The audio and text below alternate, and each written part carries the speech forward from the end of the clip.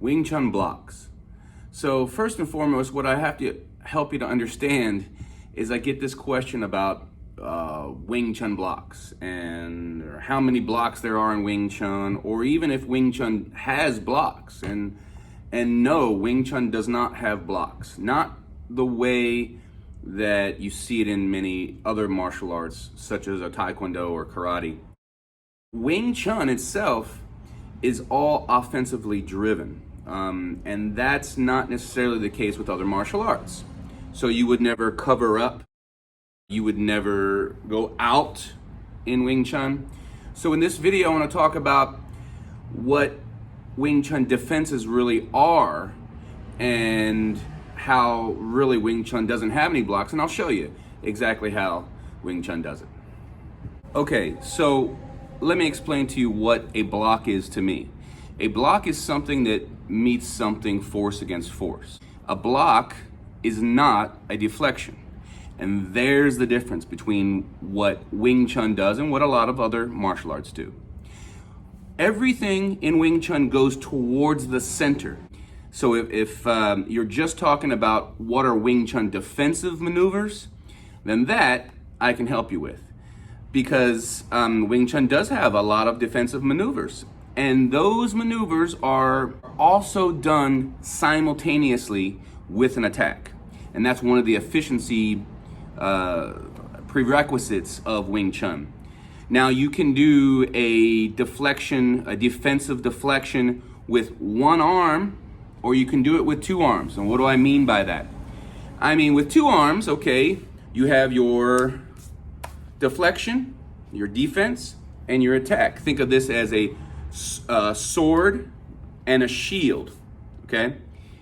Now, at the same time, as you get more advanced, you start to learn how to defend an attack with one arm. In other words, using the forearm or elbow for defense to deflect at the same time as you come in, as you do different things that are attacking simultaneously.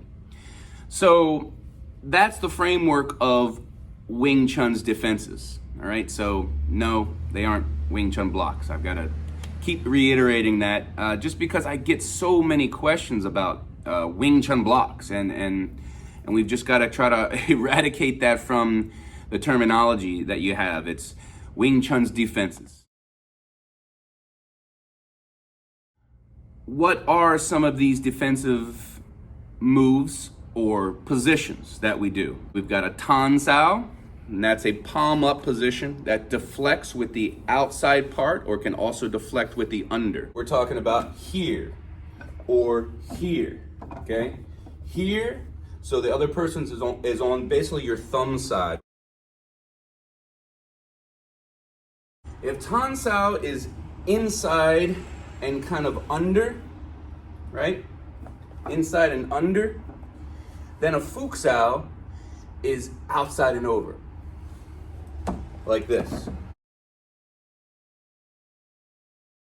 Their energy is on really the inside of us, okay, as we do a Fook Sao. Now, don't get hung up on the hand of a Fook Sao. The reason the hand is meant to be like this is simply because we're trying to get out of the hand. So you don't need to make perfect cranes, beaks, or things like that.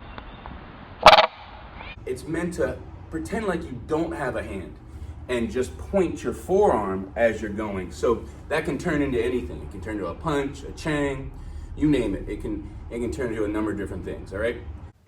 The Bong Sao is another move that is a transition.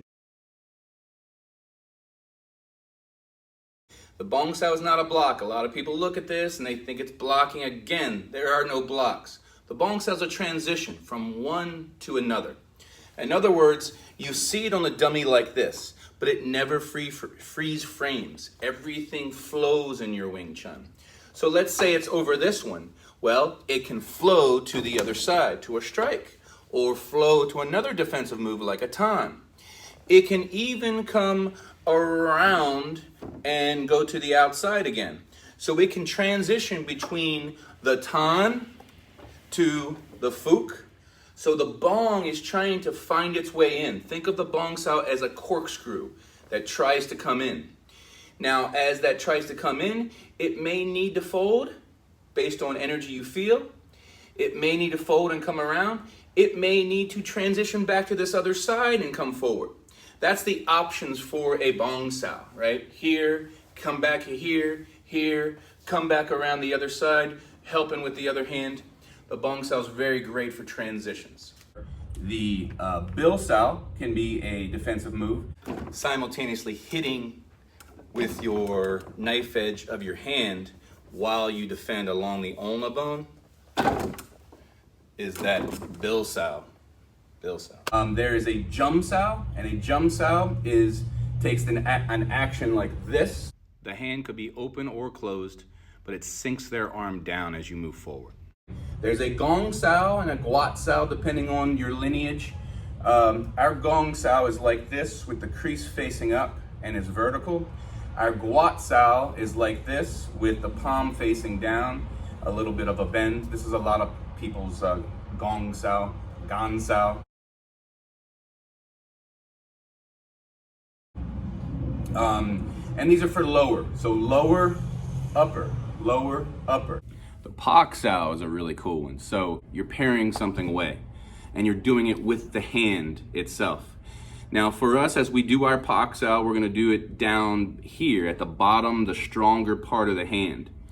We're basically gonna point our fingers the way that we're headed and then Pak at that moment. What's important about a Pak sao is that most of these energies should still be going to the center. And there are some exceptions as far as leading things along, going other ways, but try your best to have everything go to the center.